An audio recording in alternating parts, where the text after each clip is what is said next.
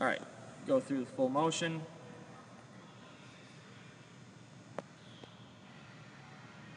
Okay, so your hand is separating before you throw, or before your back foot comes down. So I shouldn't see your hand drop down until your back foot hits right here.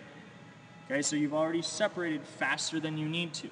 Okay, so something as simple as doing this, keep your hands together longer, because it's all about timing.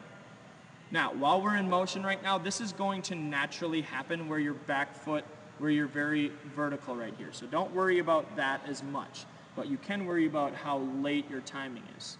Okay, so right here, when you start like this, you should be very closed naturally. Look at your left knee.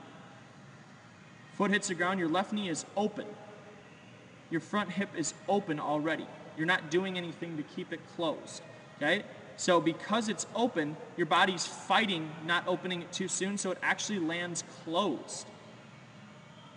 Versus if it starts very closed, it's going to fight to get open. Does that make sense? Okay? So the reason why you land so close is because you start open. Your foot's open here, it actually lands more closed. Watch that last movement, right? There, it closes up. Because it needs something to post up against. Okay? So if I time your upper half with your front foot right now, great. But look at how little hip drive we have. I should see your front foot open. I should see your back hip coming through. Okay, so by the time your back hip gets fully turned, which is right there, the ball's almost out of your hand. If you watch a high velocity thrower, no matter what position, you're going to see their hips get ahead of their shoulders a lot sooner.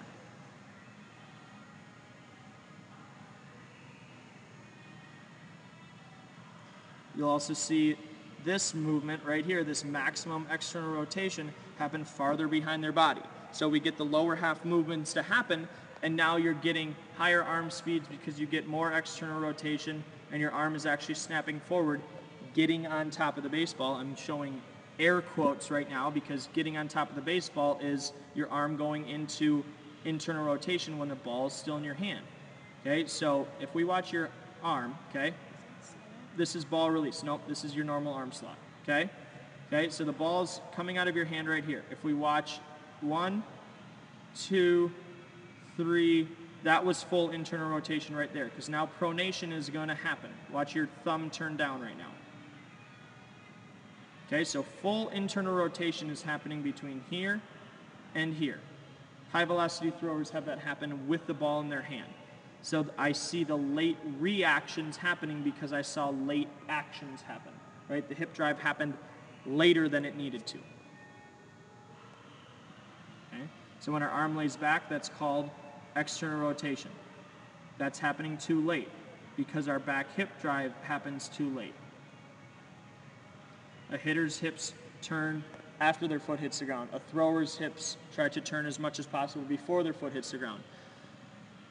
So the best throwers have between 45 and 65 degrees of hip and shoulder separation at foot strike.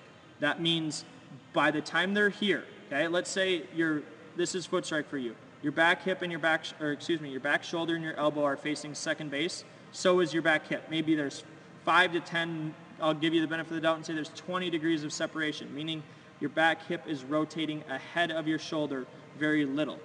We see high velocity throwers do this a lot. So where your hips are right now, you see high velocity throwers get there, get in this position with their legs when their shoulders look like this. Hopefully that's enough to put you to sleep, but it's a lot of information in 4 minutes.